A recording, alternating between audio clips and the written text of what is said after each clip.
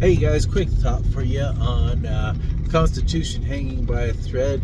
Welcome to Whatsoever More or Less. My name is Jason, and here it is. I've noticed a lot lately that there's a good amount of people that say, "Oh, you're not going to save the Constitution. It's too late. It's been too trampled. It's been too violated." Morgan Philpott, for example, who I think needs to. I mean, whatever, he can do his thing, but sorry, I'm going to take the prophet more seriously than him, right? Says that ever since the Civil War, too big of an offense has been committed against the Constitution. It's not the Constitution anymore. The Constitution is dead. Too late to save it. I think I heard Hannah Stoddard say something like that, which I like a lot of her work. But you know what? Honestly, like those little things, ultimately, it's funny. These things aren't that important. What is important is the actual text of the Constitution, what the actual prophets have said, and all that kind of stuff. I guess that's what they claim to be talking about. But this is the one point I would make is we've been told the Constitution's going to hang by a thread, not just any old thread. A lot of times it's been told a fine hair. Okay, that's pretty significant. That means you're going to feel like the Constitution is completely already dead. There's no saving it. It's too late, if you ask me. Right? Imagine like this nice, compound republic, triple strand rope wrapped in with a triple strand rope, like secured really tightly like this, with all these other backup plans around it.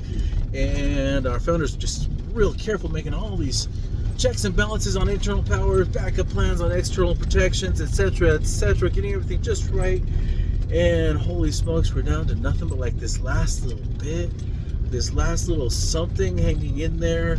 And never mind, the Constitution has got to be dead because it's just too trampled. It's just too gone, right? But that's not what they said.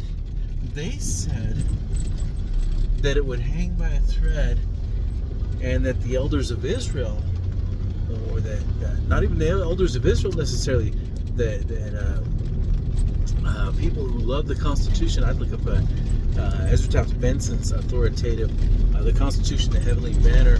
That's our most recent deep discussion of the prophecies regarding the Constitution. That was given while he was a prophet of the church at the bicentennial of the Constitution. Would you call that a coincidence all you want, but I don't even know how to have that conversation with you. No, it's not a coincidence. I'm sorry, just my testimony is that's not even kind of a coincidence, right? And so you guys, just let you know, and he does in that talk connect, for those of you that are really thinking about the second coming and all that kind of stuff, he connects that talk with the topic of the second coming. So, I mean, I just want you guys to know, basically, if you're like one of those people that feels like, and maybe you're one of those people that's been laboring for a long time, you feel like you've done enough, and never mind, it's too late. Maybe you're one of those people you did all of your studying of this and that, or this commentary or that commentary, or maybe you were even like somebody who could quote which clause is where in the Constitution, what it says, all that kind of stuff. Like I've chosen to put more of my effort into being that, and then looking at the commentary as the supplemental, because I believe in whatsoever more or less. I believe that God said He established the Constitution. That's the part He said He established, right? Not the commentary. But anyhow, I say have hope. Have hope. Apparently something can hang by a thread and still be saved.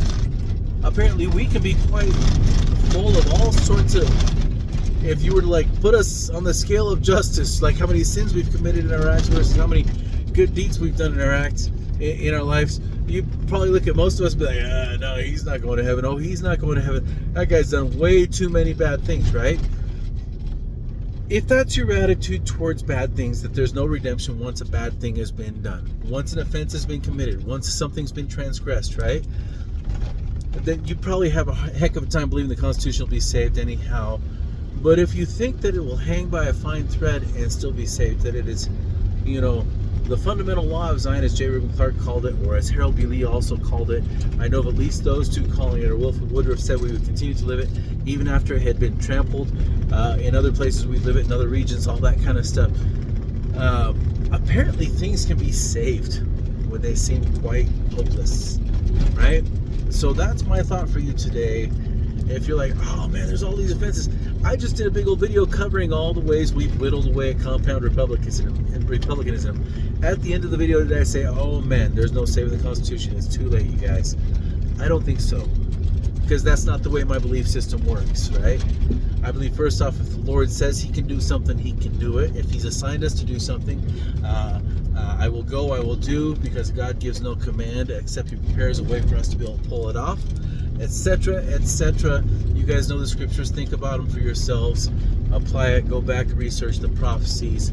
Know the Constitution. That would be my advice as a friend. I'm not authoritative at all. So thanks for listening. See you guys.